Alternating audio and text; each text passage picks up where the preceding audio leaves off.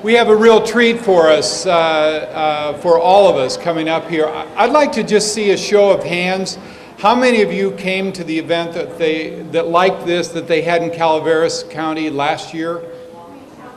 Tuolumne County, that other county down there? Okay. So a few. Okay. Well, for those of you who were not there, you have a wonderful treat. For those of you who were, you have a treat again to hear Carl Vega. So I would like to just tell you a little bit about Carl. Carl is a peace officer for the state of California Contractors State License Board. That's CSLB, in case you are wondering. And he's been doing that for the last 20 years. And I talked to him for a little while this morning, and he told me that, they started doing this work to try to stop contractors who were shamming people. And they were getting busier and busier. There were more and more shams. And so he and his partners were sitting around one day and said, maybe what we ought to be doing more of is trying to prevent shams from happening. And so he began to go out and talk to groups like this to say, stop it from happening, and here's what you need to do. Here are the various shams that are going around, and here's what you can do to protect yourself. And so they still do a lot of work on the other end to catch the perpetrators, to catch the people who are doing the bad stuff to people. But he also spends a good deal of his time coming to groups like this and saying, here's what you need to do to protect yourself from unscrupulous contractors. He also does it in a fun, funny, happy way. We are very fortunate to have him here. Please welcome Carl Vega.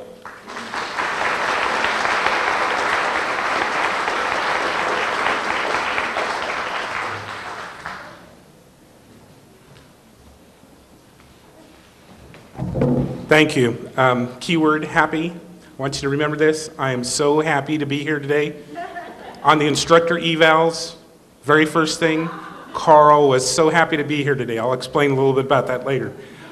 We talked about outreach. You heard a little bit about outreach, enforcement outreach, preventing this. Just after I got through inventing the internet, I got asked by the White House to come up with a national anti-drug slogan. Maybe you've heard it, just say no. Well, after my work at the White House, and I came back to the Contractors Board, we started introducing this into construction scams, frauds, and that sort of thing. And we're empowering homeowners and consumers to just say no. So, knock on the door. I've got some material left over from a job I was doing up the street. You didn't call them. You didn't ask them to come to your house. Just say no, okay?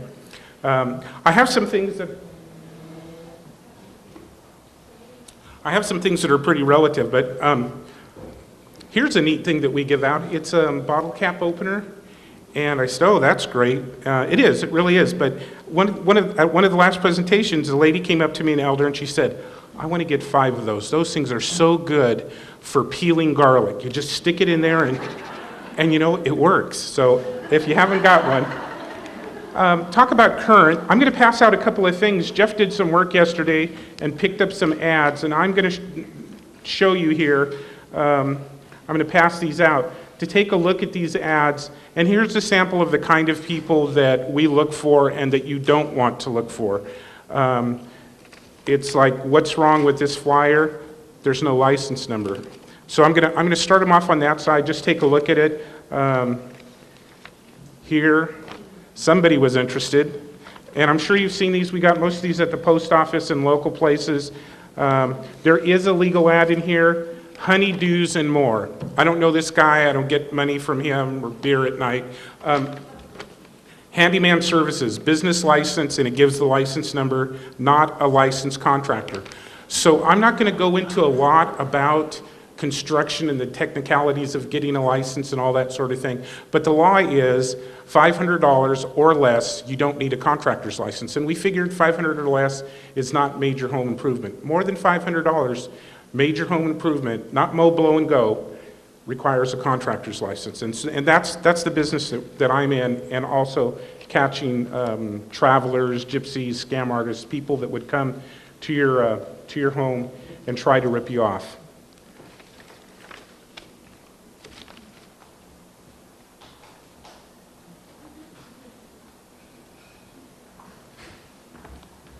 It can't happen to me. Local newspaper. Man convicted of elder abuse, jail time, took like $12,000. Kathy's name's in there. The prosecutor, Steve, I can't remember. In the police log, the Union Democrat from May 1st. In the police log, where the police go out and respond, man arrested, elder abuse. Another source that we look for people that are illegal operators, we go out and we set up the stings, and I'll talk to you about that later, is advertisements like this, buy and sell, in there. Where's Jeff? Jeff, how many do you think there are in there? 50? Yeah, about more than 20. They're highlighted with a yellow highlighter. Take a look at it.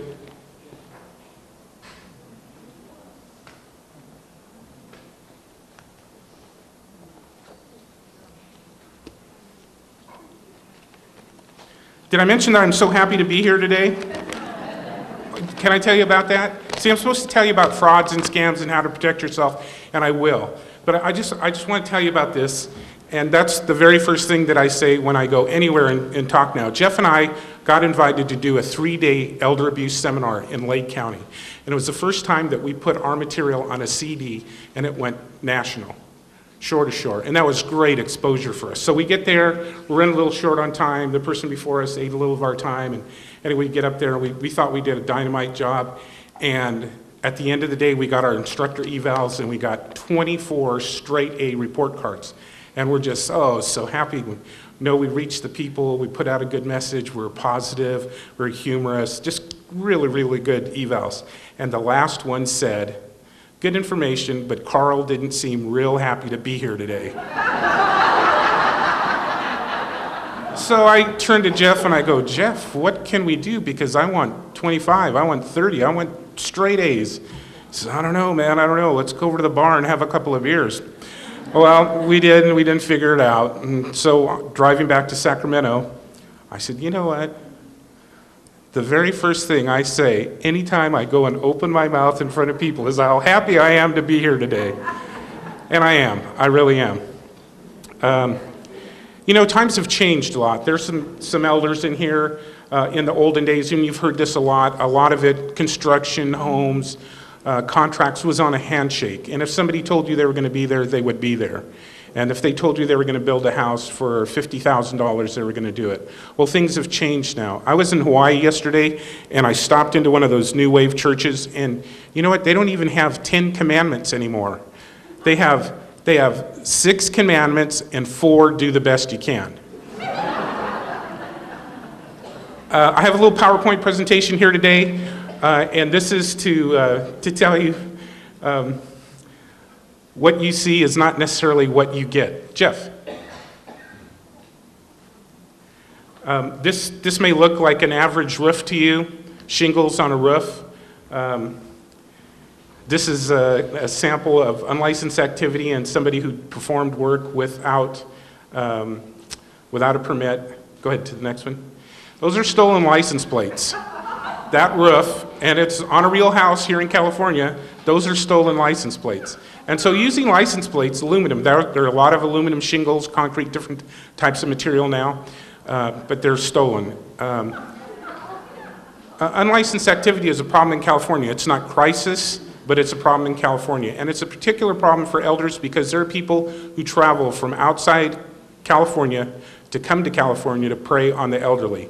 They target the elderly. They come up with maps. They sell maps to each other where elderly people live, and they start out with the thing like, hey, I had material left over from a job I was doing down the street. I can do your driveway. I can paint your house, do your roof. And all it is a scam. And every year, even though we're getting better and we've been catching more and more, and their sentences have been higher and higher, we know that they're coming back. We had, what was the traveler one you had in Fresno about 3 weeks ago? Paving scam. And we didn't catch him. Was it about $35,000 for a driveway? So in home improvement, and I'm not going to scold you here now, but I'm just going to tell you what I've kind of found. you folks will go out and research which is the best microwave oven, whether it has a glass rotary inside, 1,000 watts, comp defrost, and whatever. You'll look at consumer reports, you'll talk to your friends, and you'll get the best microwave, but you'll let felons in your house. You'll let unlicensed people come in your house and do work for you, people that you don't want to associate, that you do not want to introduce to your family or friends. And so the point I'm making here is do your home improvement homework. One of the really kind of cool things that you can do is you can pre-flight a contractor before you need one. And I'll give you an example about pre-flighting. Your water heater. Almost everybody here, maybe except Jeff, has a water heater at home. Someday that thing's going to go out. When that happens, are you going to do the walking through the yellow pages to find a guy at 9 o'clock because your water heater's leaking or gurgling or making strange noises? If you find a plumber before, ask your friends when you're not in a rush, find out that he's licensed, check on his record, check the internet, check his prices, and then should you have a plumbing problem, you've got one. You've got one already. And maybe even call him and say, hey, I want to list you down as my plumber of choice in case I have some plumbing problems. I don't have anything now, but in the future I may want to call you. Next. Oh my gosh, this is the worst story. Have you ever had something to do on Friday and you almost got it done and you say, you know what, I'll finish this up Monday. This is a construction site. These guys were capping off this brand new subdivision in Northern California, and they were missing a piece. They were missing a piece in between where it's burnt the top and the kind of bottom. They were missing that piece, and the one guy said, hey, let's just button this up, we'll order the part, and Monday we come back, we'll open it up, and we'll put the part in, we'll be finished, we'll move on to the new project, to the new tract. Well, they didn't get assigned to the same tract. They left that. The house got sold. The weather changed. It got cold. The new homeowners started a fire, and guess what? So construction in California is pretty important. It's one of the biggest industries, and you need to do your home improvement homework. You couldn't really save yourself on this, maybe with a purchase inspection, but this is a sample of if you don't do the job right. There's something wrong with this picture. This is a weatherhead or electrical connection, and Jeff, the little happy face is gone. You know, the little meter and stuff? This is an unlicensed project, and this is bad. They were stealing electricity from their neighbor. This was kind of like a remodel. So one, they're operating illegally. Two, they're not operating to code. And three, they're borrowing electricity from the neighbor to run their saws and their equipment in there.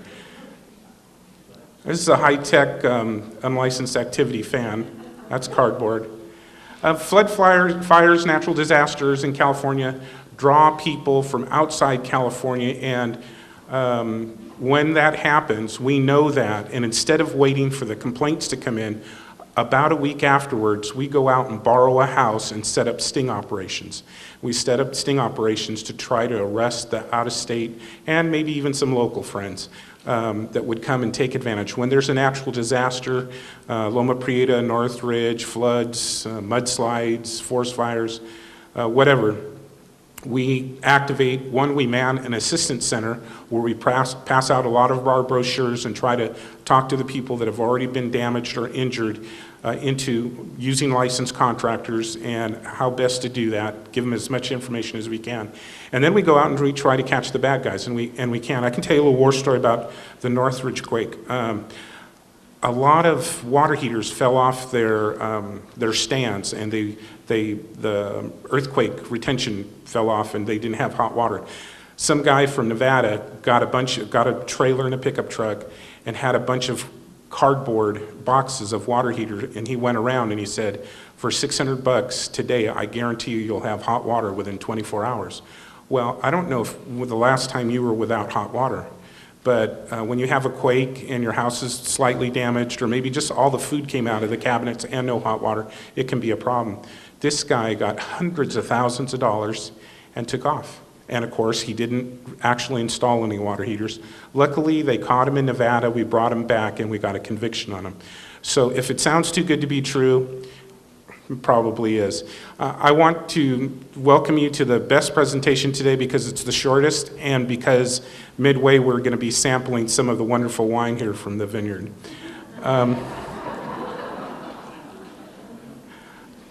I think that's 86 in Linden, okay? People complain about permits, and owner-builder permits are a real problem for us now. You've probably seen this, and you're saying, oh, Carl, you're such a genius.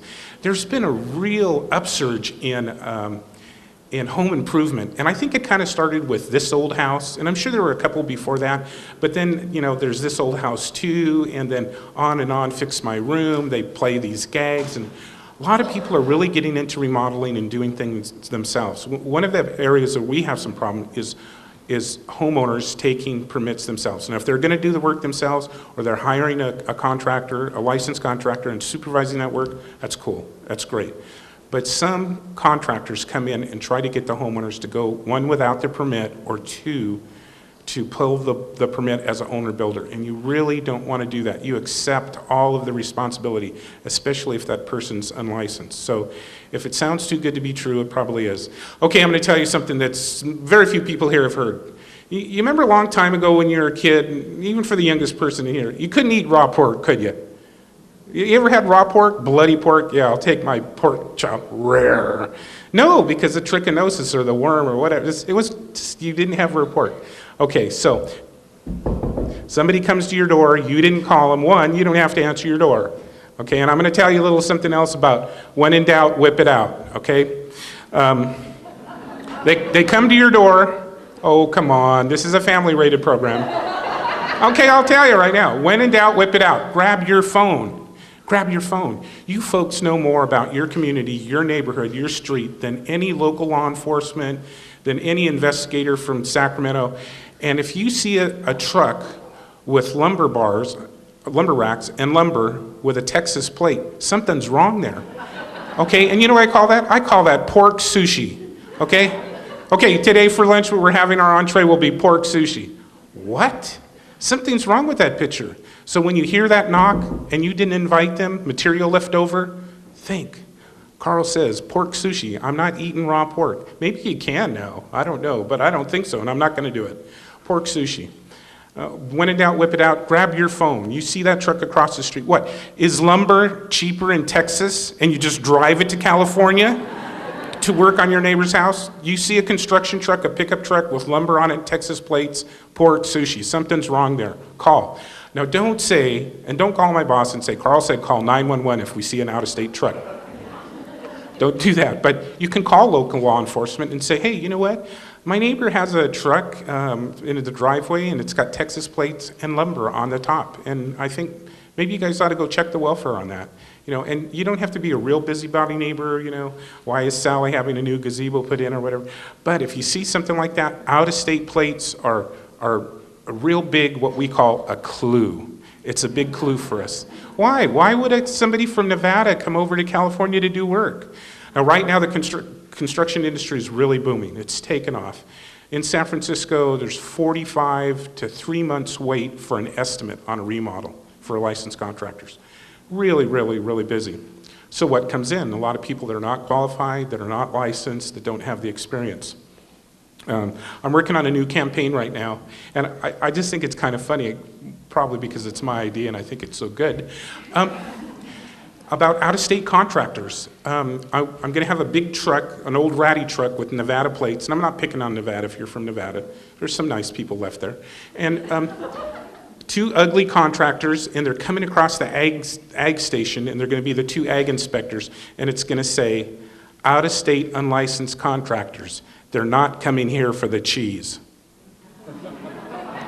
I think it's super. They don't. And not just Nevada. And we're going to talk later about travelers and about those people that come to your door and knock and they have leftover material. But we do have problems with border issues with out-of-state unlicensed contractors. So if you see a vehicle with an out-of-state plate and it's got material or they're doing work in your neighborhood, call local law enforcement. Call us. Send us an email. Say, hey, I think there's something a little funny happening here. Let's see. What's next? Did I talk about that house? That house was built by an unlicensed guy, no permit, no plans, no inspection. I don't know how they did that because usually the building inspectors are out there. But it was an okay house, but they did, and they had a snow roof, but it wasn't proper. The foundation wasn't designed for the snow load, and it fell down. This is where we were last night. That's our reminder to to Murphy's about our driving abilities. No, I don't know what that came in. It's just a silly picture that, it's a warm-up, okay? It's a warm-up. Here's unusual construction material. This is a fence. I had never seen this before, 20 years, and I never saw automobile wheels embedded in concrete for a fence, but apparently it works. I'm not sure that's real, Linda, but okay. Oh my God, this is dangerous. From the humorous, from the funny, from what you haven't seen to, that is a barbecue propane tank hooked up to a water heater. This is an unlicensed site. This is a very, very dangerous connection, and this is an example of what people, unlicensed people do, quick fixes. And it's not to code, it's not something you want to do, and it's a big hazard. You know, unlicensed activity, unlicensed contractors, the culture in our agency has really changed. When I first got there, about 22 years ago, a lot of the investigators were contractors that became investigators and took over kind of the contractors board. And they knew about construction. They could go and say, hey, no, this is wrong, fix it. And it kind of worked. But they also had this idea that people were just working to earn a living. And we heard this thing, wow, when we put our teams together and go out and do these stings and stuff, why are you doing that? Because this is someone just trying to put food on the table. I said, yeah, I am too. I have a driver's license, I have insurance, I pay my taxes, and I do things by the law, and that's all that we're asking. Unlicensed activity can be a real problem. And after the first couple of months and you see some of the horror stories, I'll tell you one in Sacramento. We hooked up this guy, and I'll get into the stings a little bit that I mentioned. We borrow somebody's house, we play in an undercover role, we bring bad guys out, we ask them to bid, and if they tell us their license and they use somebody else's license number, usually they get hooked and booked. They get arrested and taken to jail. If they just violate and give us a contract, we usually give them what's kind of like a speeding ticket. It's called a notice to appear. They get arrested, they have to go appear in court and explain to a judge why they are contracting without a license. This lady had a tile job, and she had about an 8-year-old son, and after the tile job, which included removing the stove and placing it back in, she started getting sick in the morning, and her son started getting sick. They started getting headaches, and it was a gas leak. And finally, PG&E, she called, and she went to her doctor, and finally she called PG&E, and they came out and they said, hey, it was a gas leak. So we went out and took, it was unlicensed tile work and this gas fitting, and the guy knew he had a leak. He took rubber cement over a bad fitting that he shouldn't have even used because he didn't know what he was doing. And that's how he tried to solve the leak. And it solved it for a little while. And then this lady and her son began to be poisoned by the gas. And that's like life-threatening. One, in fire explosion, but two, in the damage that you can get. And so she learned her lesson really, really the hard way. So we borrowed a house, and we invited this guy out. What was his name? Robert Smith? Said, hey, come on out, we need a tile job. Met us, oh yeah, I do all this. He had all his pictures and stuff. Had priors for the same thing. And after he gave us a bid, we said, oh gosh, we have some bad news. We're law enforcement, you're under arrest. We got a conviction on him. We hooked him and booked him on the public safety thing because he was out there doing the same thing, and we didn't want to expose other consumers to that. What's next? You know, my boss gave me that title. That's not really my title. My title is Assistant Chief Investigator of Special Investigations. But really what I am is I'm an investigator and I'm a policeman for the Contractors Board. This is old now. We have about, 310,000 licensed contractors. A lot of people say, no, I'm going to go with a handyman or somebody that works under the table or something because it's cheaper, and we found that they end up paying twice. They end up paying the guy once for a job that doesn't meet code that you won't accept, and then they end up hiring a licensed contractor to come and make the repair works. Licensing requirements, one of the new things is we're getting fingerprints. I'm not really into big government. I guess I'm a heretic. But I think that if somebody comes to your house with a state license, we ought to be able to look into their background. We got with the legislature, and just like a real estate agent or other professionals, contractors now are fingerprinted, they're live scanned. We find out about their background if they have one. And if they have crimes that are substantially related to the construction industry, we don't let them get that license. And so in some ways, we are kind of cleaning up the construction industry as far as people that go into your homes. Let's skip that. Business and Profession Code, contractor defined, illegal advertisement. In there was that one guy that said, not a licensed contractor. That is a legitimate ad. A handyman can do that. All other advertisements for construction have to have one of two things. Either a valid license number that you can call us and check on the guy's license, or go to the internet and check yourself to see if the guy has any complaint.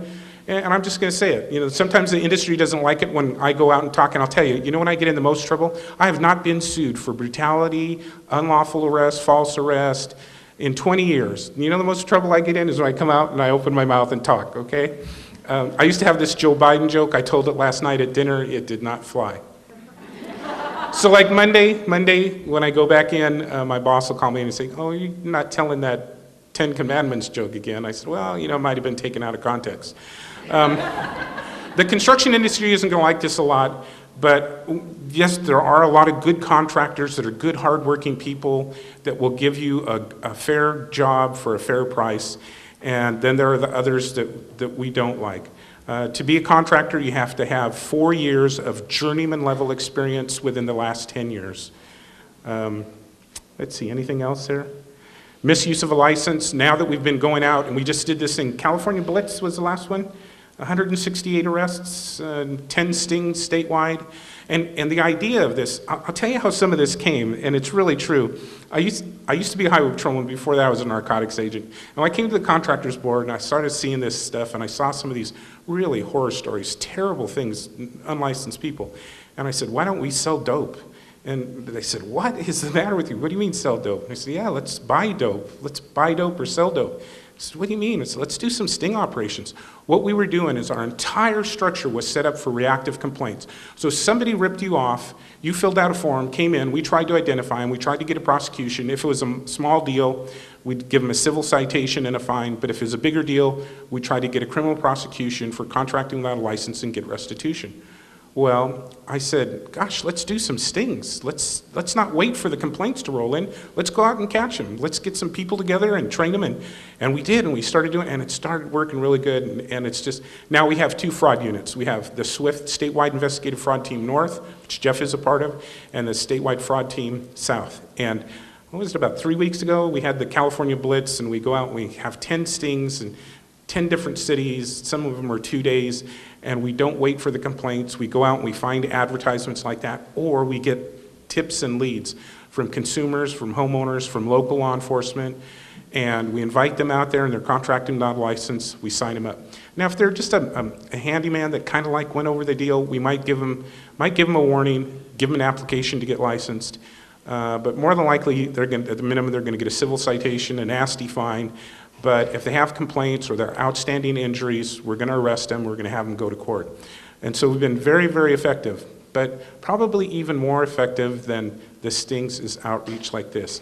If I could just reach 10 of you, and when you went home next week, somebody knocked on the door, you'd say, pork sushi, I'm calling Carl, I'm sending him an email. We have travelers, gypsies, unlicensed, something here. And then once you do that, you're done. You say, hey, I called him, I notified the contractors board, or you can call your local law enforcement. For law enforcement, prosecutors, DA investigators and stuff, 484 is a felony, diversion of construction funds, really easy to prove up. If you take money intended for construction and don't apply it to the project, it's a felony. Don't forget burglary. If you enter someone's home, like burglary, okay, I'll give you Law 101, according to Carl. Almost everybody thinks burglary is break into somebody's house, steal their nice stuff, sell it, pawn it, or whatever, and that's a burglary, right? It isn't. It's entering a dwelling or structure with the intent to commit a crime therein. And if you go in and say, I'm a licensed contractor, and give a license that's not mine, and get money from a homeowner, boom, you've got unlicensed activity and you've got burglary. And we've been going out and training prosecutors. We did a presentation for the California District Attorneys Association, and we've been getting convictions. It's great. This is like one of those sad stories. I think this is Tuolumne County. I didn't get to arrest these bad guys. Rick Vellucci worked this case, and this guy got ripped for $15,000. Unlicensed activity. They weren't travelers, they weren't out of state, they were locals. And gosh, I think he was about 89. That's elder abuse. If you take money and you don't do the work, you intimidate, you use scare tactics, and we're going to talk about that later, it's a crime.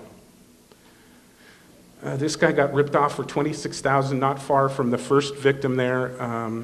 This guy said, no, I'm not giving you a check. They grabbed him, physically grabbed him, took him back into his house.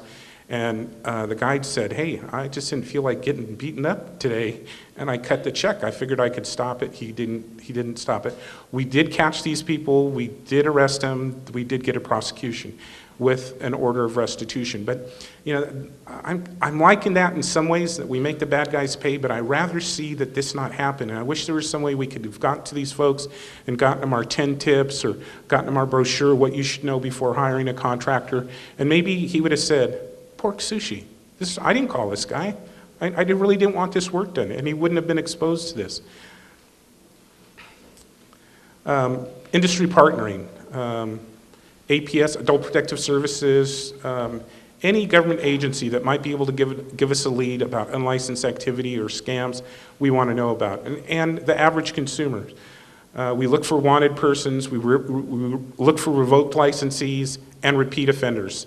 One time, yeah, maybe it's a mistake, maybe they can have the records purged, maybe they do have the experience they need to push to get licensed, but if you've got more than one complaint, that's somebody that we're going to invite to a sting. Enforcement strategies, let's move on. District attorneys, working with district attorneys is really important. If you file a complaint with us, file a complaint with your local district attorney and mention that you filed a complaint. It's about construction to the district attorney. We've enjoyed such great cooperation with district attorneys. And part of it is just going and meeting with them and talking with them and explaining what we do. There's no drugs, sex, or rock and roll in the contractors board. Okay, but there is a little bit, and so when we tell them that we're out to protect consumers and that we have a very narrow scope, just construction, and we kind of start cluing them in on our stuff, they say, wow, we can do a prosecution for you on that? And say, yeah, and we can protect your consumers and we can stop these people that are coming through, and it's great. Here's a little bit of bragging about what we did, not what I did, but what we did. Charles Mafia, this little goofball, about 10 years ago, he did 44 months in state prison because he took $100,000 for construction and never did the job, spent the money, and got arrested and convicted by a local prosecutor. In January 05, we got a call from a rental place and talk about partnering with businesses.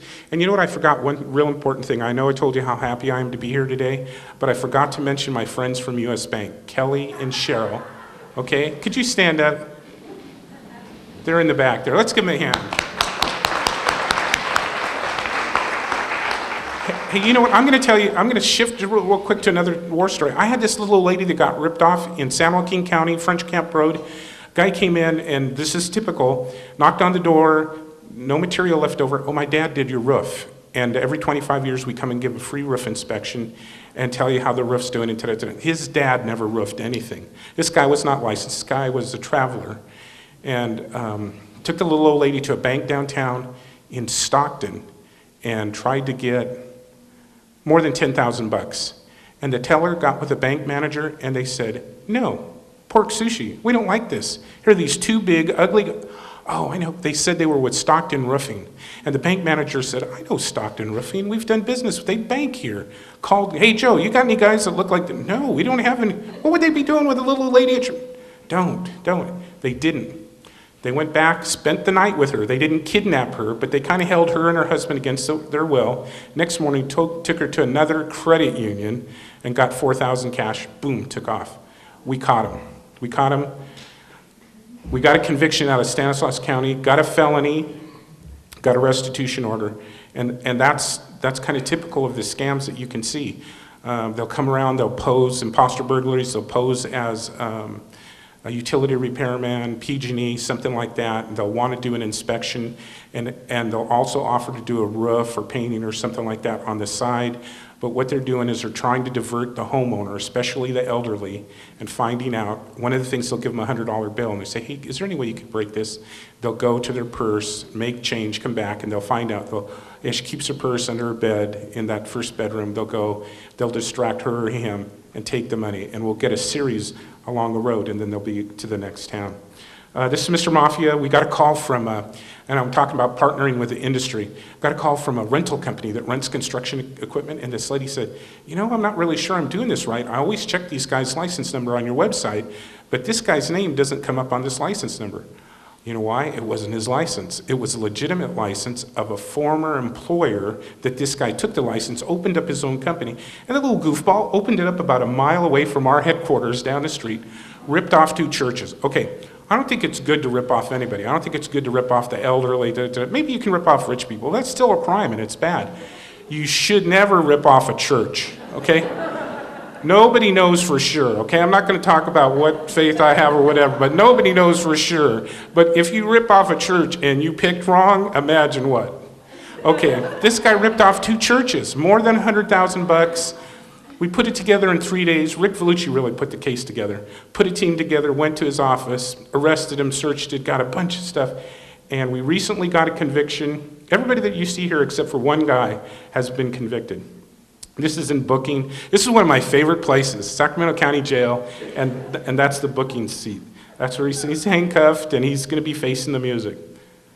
Oh, there's Rick Vellucci right there. His nickname is Airbus, okay? That's Airbus, and that's Mr. Mafia. There's my partner, Jeff Miller, and this guy, we call him Sam, because his real name is Sangato. It's about this long, and it's hard to put on a booking form. We call him Sam. This guy, we arrested him 5 times. This guy just wouldn't get it.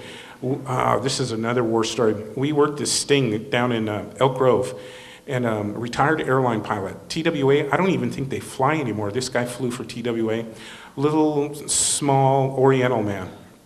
And he called us and said, you know what, I hired this guy to do landscaping and concrete in my backyard, and he's taking advantage of me. So we talked to him and said, what's going on? He said, well, at the end of the day, he comes and he kind of pushes me around and he goes, go, buy beer and food for my men. And then they sit and drink a bunch of beer and eat all this food and stuff. And the guy said, again, he said, you know what? I just didn't feel like getting beaten up. And I said, you call local law enforcement? We got this great gig going with Elk Grove PD, new police department. I was just talking to somebody a little bit ago.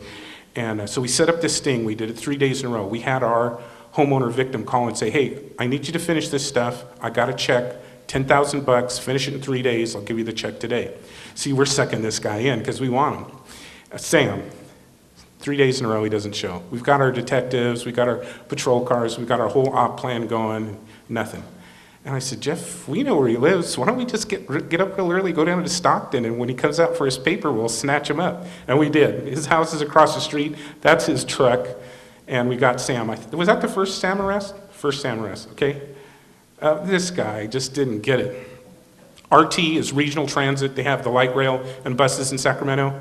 This guy borrowed somebody's contractor's license, a legitimate license, submitted a bid to RT. RT called and said, you know what, this license doesn't match up with this guy. This guy's got a real long name, and I just call him Sam, and we correct him because that's what we're calling him, Sam. And I said, oh my God, it couldn't be Sam. Sam's pending trial on our first case. And so, sure enough, we got him down there, we arrested him. We got him 3 more times. He's currently in Sacramento County Jail serving 180 days, and he has to make restitution to everybody. There he is again, that Elk Grove PD got him.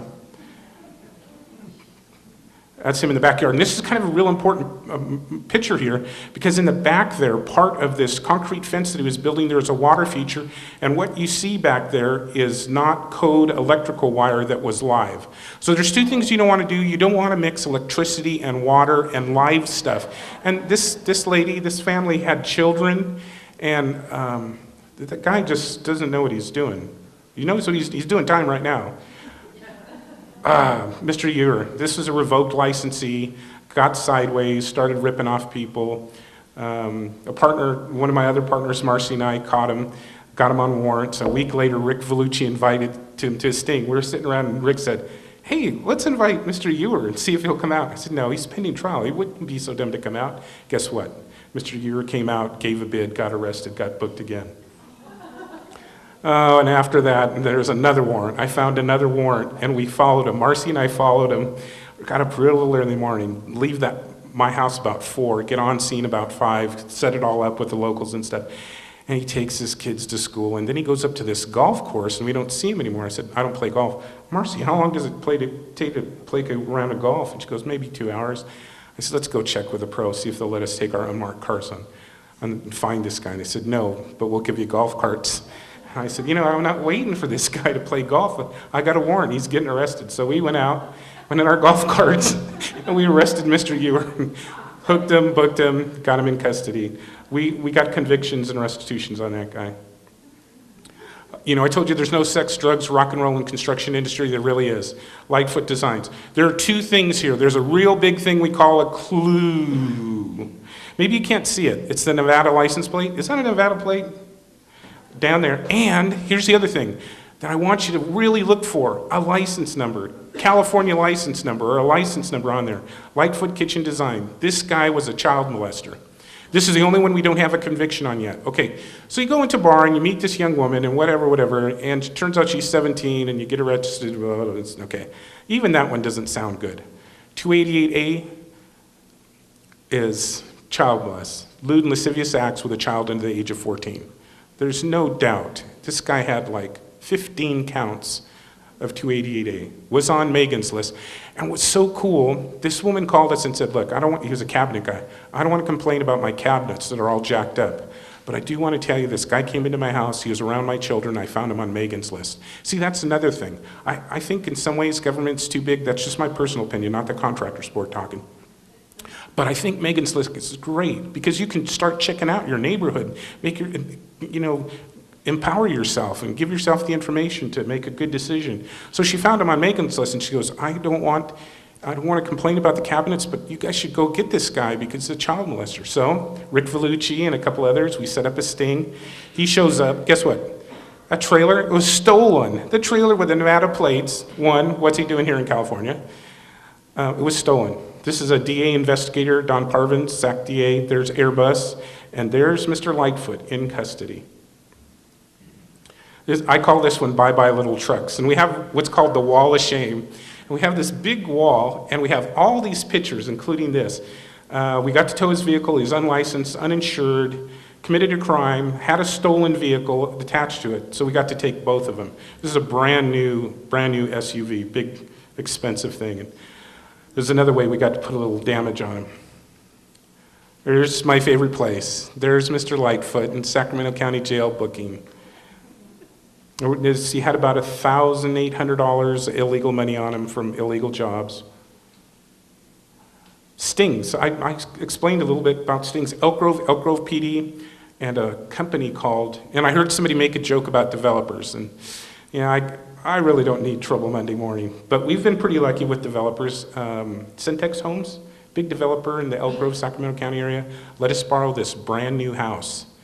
And this was part of the California Blitz in 2006. Got a ton of arrests, and it was really cool because we have to do an operational plan and get everything all set up so we're safe, have backup, and it runs smooth. And the investigators that were doing the day before sting stuff were kind of checking out the house, making their sketches for the briefing. And some guy came up and said, "Hey, is that your house?" They said, "Yeah." He said, "You need any concrete or anything?" He said, "Yeah, we could use some concrete." Sting is not even going. Sting starts the next day. They signed him up. He's signing his notice to appear right now. So he got arrested, and he ended up going to court and explaining what's he doing, offering bids. When there's a lot of development, a lot of new homes and stuff, a lot of the newer homes don't come with complete everything like a home that's been there for a while, like sprinklers and concrete patio slabs and different things. And these unlicensed guys know it. They go out and they put out their flyers, and just a big, big problem. I think we've gotten like maybe 70 arrests in 2006 in working with Elk Grove Police Department. So 187 is murder. This guy was on parole for murder. He's an unlicensed guy that came to our sting house. This is not somebody you want in your house. This is kind of the opposite side. This was a young kid from Nevada. Had the experience, no criminal history, came to awnings, sun awnings and stuff, and we ended up giving this guy a license, and he is licensed now. But he got arrested for his unlicensed activity, and we hope we straighten him out, and he seemed like a real sharp kid. That's not usually what we get. If we get 10 people out in a day on a sting, and usually we get like 18 on a day, a quarter of them have violent criminal histories that you would not want to know about. The next quarter have criminal histories that may not be all that bad. Maybe one quarter might have experience that you might want to consider letting them get licensed. And with the fingerprints, live scan's working great. Oh, this is, what's this guy's name? The air conditioner guy. This guy was on Dateline. We got him free advertisement. Pickering, Roy Pickering, revoked licensee, ripping off people, invite him to the sting, offered to give us an air conditioner for $5,000, hooked him and booked him. What was kind of cool is in that house, we hid the patrol cars in the garage. And so in between, if we had to take somebody to jail, fired up the patrol car, threw them in there, opened the garage door, zip. They didn't even, nobody even caught on, it was so good. Oh, this guy was a repeat offender. And we were able to work with the legislature, and I'm making unlicensed activity sound like a crisis, and it's not, but it's a real problem. Usually they'd get a fine, the first offense. Rarely did they get jail time. We got it. Second offense is now what? Mandatory 90? Mandatory 90 days, or the judge has to post in the record why the guy didn't get 90 days. And this isn't sheriff's work project. This isn't out on the freeway picking up the Burger King stuff. Oh my God, I just said something bad about Burger King. It's in jail. It's actually in jail. And hopefully this will keep this guy from going out and ripping off consumers. Flood fires, disasters. This is Napa, January last year. I don't know if you remember when the Napa River overflew. We met this lady, had this beautiful Victorian that she was fixing up herself. And we asked her, can we borrow your house? Jeff and I did a sting there. We got Dateline coverage, we got local coverage. We didn't do real good. We got like 12 arrests. We did okay, but we got a lot of media. And the people are worried and thinking about the floods and stuff, and what we're saying is flood damage is gonna have to be repaired by a contractor, and we want them to be licensed. And we don't want them being ripped off by unlicensed people. Oh, there's my partner, Jeff. That's it. That's not the end of my presentation, but that's the PowerPoint. 10 tips. Never pay cash. Don't let the work get behind the payments, where they ask for more money, but it's for money for 3 steps ahead. Some really good tips. What you should know before you hire a contractor. Try to get at least 3 references from the licensed guy that you're going to hire. Get it in writing. Make sure it's in writing. Oh my God, here's how I'm going to really get myself in trouble. We gave out 500 of these things. It's Contractor State License Board. It's a little magnifying glass. It's just to help you read different things if you don't have your glasses, and maybe fine print and contract. When I first saw these, I said, oh, that's great. That's going to be great for these elder abuse things. And then I said, wow. You know what this is for? This is for state employees to look for their future pay raise.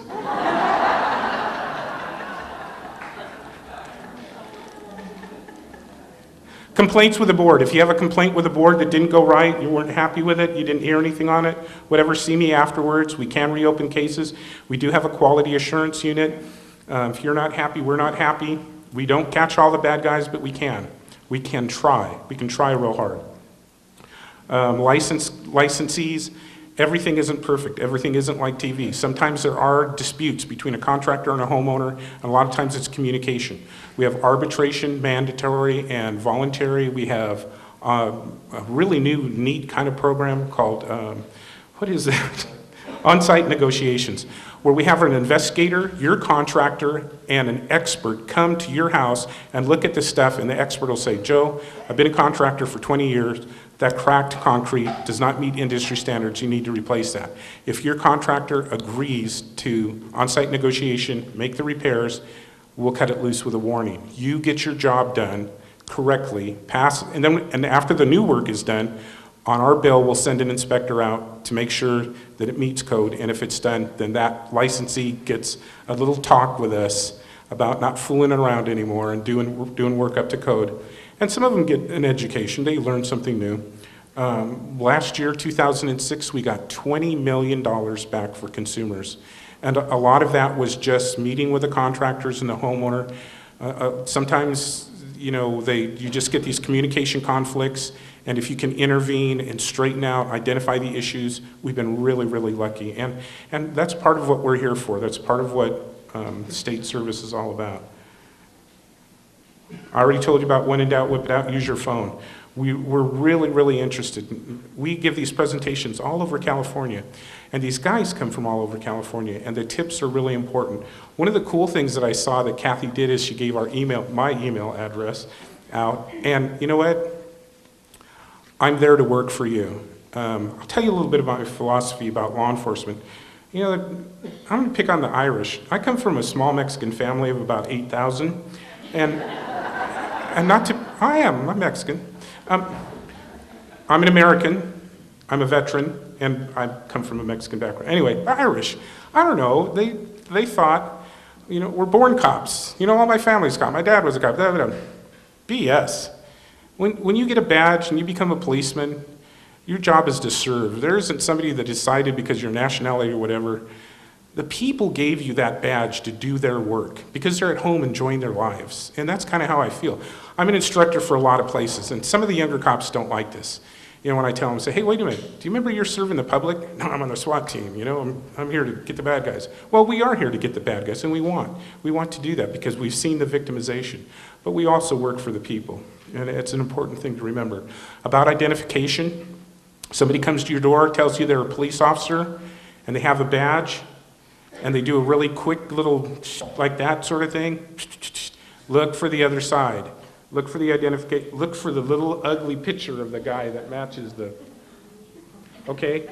That's something you can do to protect yourself. You're not going to get in trouble. A lot of the investigators that I know are really, really happy. Another reason, imposters. Sacramento, last year, it's a bank fraud. Jan Cater, who has since retired, wonderful detective for the Sheriff's Department. Some pretend cops meet an elderly person in the parking lot. They go, Mrs. Cochran, Sacramento Police Department, we have some bad news. They've been stealing money out of your account. And you just go, what? But we think we know who it is. Listen, we need you to go into your bank, withdraw $10,000, place it in this bag, come back here to our unmarked car, and write down the name of the teller, but don't let her see you do that. And you're going, wow, they're in my account, and we'll get all your money back, and we'll get a prosecution. You won't have to testify. This is an undercover operation. You want to cooperate with the police, and you want to get your money back, don't you? They're really smooth. They have a big Crown Vic with tinted windows, and so, yeah, it's probably, so you go in, and you've never done it before, get the $10,000, put it in the bag, and then it's okay, we're going to write you a check. Sacramento Police Department, $10,000, and we're going to need to see you down at the station in 3 days. You just lost $10,000. They're not cops, they're not bank inspectors, it's a scam. And that worked in Sacramento. It's one of the ones that Jan Cater was successful on, got an arrest on. ID theft, answering your telephone, just say no. Hey, if you're not expecting a call, you don't have to answer your phone. I rarely do at home. You know what, I'll tell you, I'll give you some inside dirt on Carl, okay? I'm not paranoid, but I'm a policeman. I've been in law enforcement 35 years. I don't want these little monkeys finding out where I live or my home phone number and stuff. I have my phone under the name of Rosemary Silva, okay? It's not unlisted, it's not blocked, it's Rosemary Silva. So when somebody calls and they say, is Mrs. Silva there? No, I'm sorry, she died, please don't call back. I know it's not my family, I know it's not a friend. They're going through the yellow pages or the internet, they're finding that number, Mr. and Mrs. Silva, can I talk to Mr. Silva? There's no Mr. Silva, there's Coral Vega, that's my house, okay? So, and you know what, sometimes I don't answer the phone. When I do answer the phone, anytime you answer that phone and you didn't call them for a response, don't give them personal information. Now I'm drifting off from construction, but it's really important. Never give your social security number, date of birth, driver's license, anything like that. If somebody calls you from a fraud unit, I'll tell you, oh here, I got ripped off. No, I didn't, Rosemary Silva did. AT&T gave Rosemary Silva a new telephone calling card. I got home from out of town. There was a message on my answering machine. Miss Silva, please call us. We've seen unusual activity. There's $8,000 a long distance call on your new AT&T calling card. It's a fraud unit. I didn't call that number back. I got with a friend and got with AT&T and found out their fraud unit number on my own and called them. And I said, hey, you're calling for Rosemary Silva? And they said, yeah, you know, it's $8,000, Reno. Well, they sent a card, it was in the mailbox, somebody stole it out of the mailbox and started using it. And they went to these different places, phone booths, started calling Guatemala and Egypt. But you know what, it was Rosemary Silva's card. Carl didn't ask for that card, and I didn't make those calls. So anyway, I'm not trying to beat the phone company out of anything, but ID theft can happen to just about anybody. So if you didn't call them and you're not expecting a return call, never give information over the phone. You know, now if you're signing up for something and you want to buy something, and it's over the phone and you've called them and you believe you're dealing with a legit place, then that decision's yours. You know, otherwise I just say no. They say, oh, well, you know, we need to update your phishing. Did anybody cover this? I wasn't paying real good attention this morning, but for those of you that are on the internet and stuff, if you get this thing, and I'm being friendly to banks now, okay, from Fifth World Bank, dear Mr. Vega, at work, at my work, we're updating our security protocols to protect you more. Please answer this email with your social security number, your password, and da-da-da. What? Are you kidding? I don't even have a Fifth Bank account, okay? It's phishing. It's not legit. If you get something like that, report it to the high-tech local law enforcement, and in Sacramento, we would report it to the High-Tech Crimes Task Force. You would be surprised at how much information. And you read it and you say, oh, they're updating it, they want more information. If I had maybe a Fifth Bank, I wouldn't call them back. I'd find the number, I'd go to the branch. Had the good fortune of having Carl Vega come and talk to us about a particular kind of abuse that's happening. And I think that we're all prime targets for it.